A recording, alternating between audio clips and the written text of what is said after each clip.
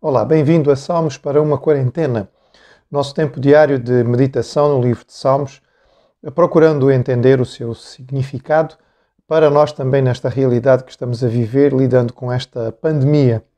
O salmo de hoje é um salmo muito querido, é um salmo de peregrinação. Os salmos de peregrinação fazem parte de um conjunto, a partir do salmo 120 até o 134, eram salmos usados pelos judeus, pelo povo de Israel, quando se deslocava a Jerusalém para poder participar do culto no templo. E o Salmo 121 é um dos muito queridos destes salmos de peregrinação, e ele diz o seguinte: Elevo os meus olhos para os montes, de onde me virá o socorro?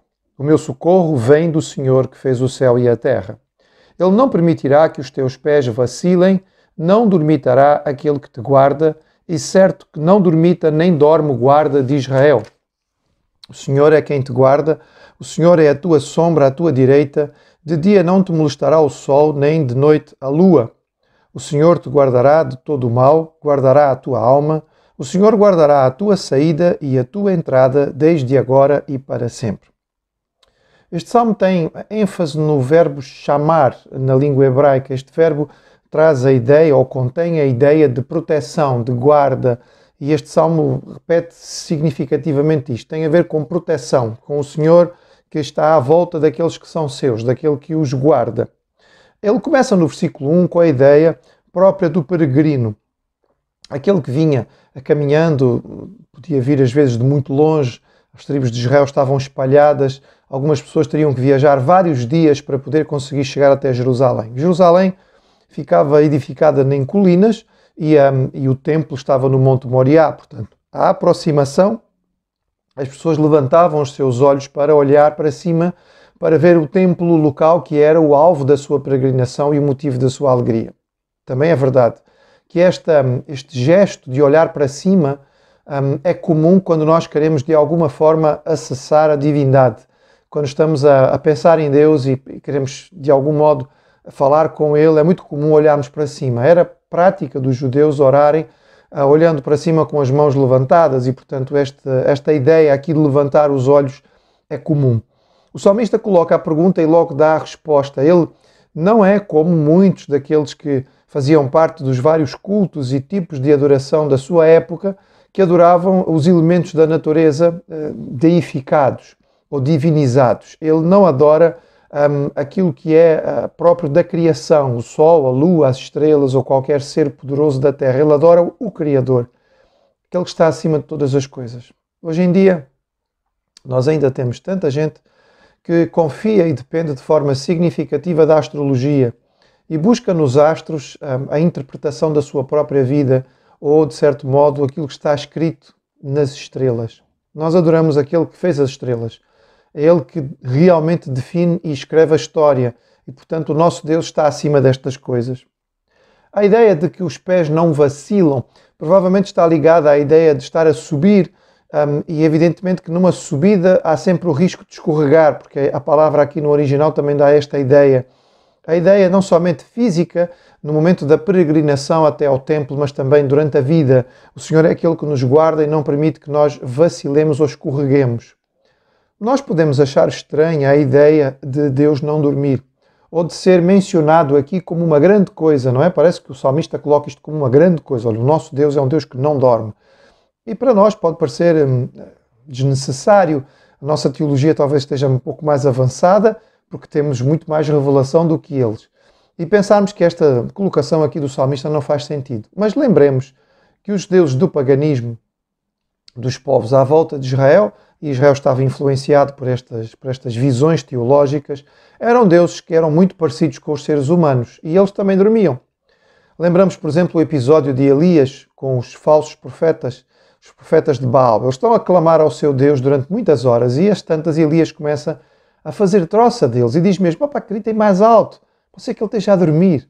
Portanto, esta ideia de Deus a dormir não era tão estranha assim. O que o salmista faz é o contraste entre o seu Deus e os outros deuses. E ele diz: olha, há deuses dos povos que precisam até descansar. Esses deuses dormem, dormitam, cochilam. O nosso Deus não dorme.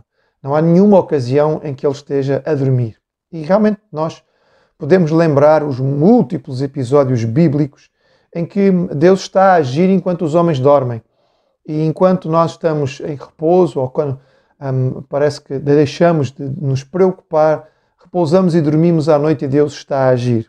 O episódio mais marcante de todos é a própria chegada do Salvador. Jesus chega durante a noite em Belém, quando a maioria da população daquela região, que incluía a própria cidade de Jerusalém, dormia. E enquanto dormiam, o Salvador chegava. O Messias, que era tão esperado, finalmente aparecia.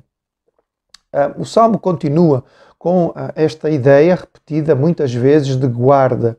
E ele então explica, o Senhor guarda do sol, guarda da lua, guarda do mal, etc, etc. Provavelmente aqui nós devemos identificar forças espirituais que estejam ligadas tanto ao sol, quanto à lua, quanto às estrelas, tanto ao dia quanto à noite.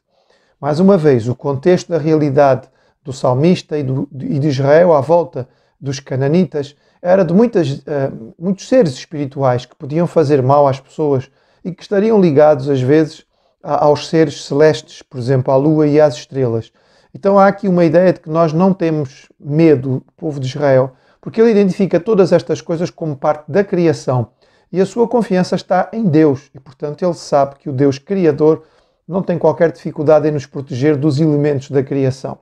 A imagem mais forte que aparece aqui, que é a da sombra, evidentemente que é muito bonita. Há duas figuras ligadas, a sombra e a direita. A direita porque é o lado forte, digamos. O que fica à direita é sempre aquele que nos dá auxílio. O auxílio mais importante. Costumamos muitas vezes dizer isto, este é o meu braço direito. Até hoje usamos esta expressão. Portanto, ela vem deste contexto oriental, desta noção da proteção de Deus. Então, a ideia de que ele é aquele que é o meu apoio mais importante, aquele em que eu realmente posso confiar. Mas também sombra. Novamente lembramos que esta ideia é usada muitas vezes pelo salmista. Numa terra de muito calor, em que grande parte do ano é muito quente, a pessoa vem a peregrinar no caminho e precisa do refrigério de uma sombra. E o Senhor é aquele que nos traz este refrigério e que nos guarda.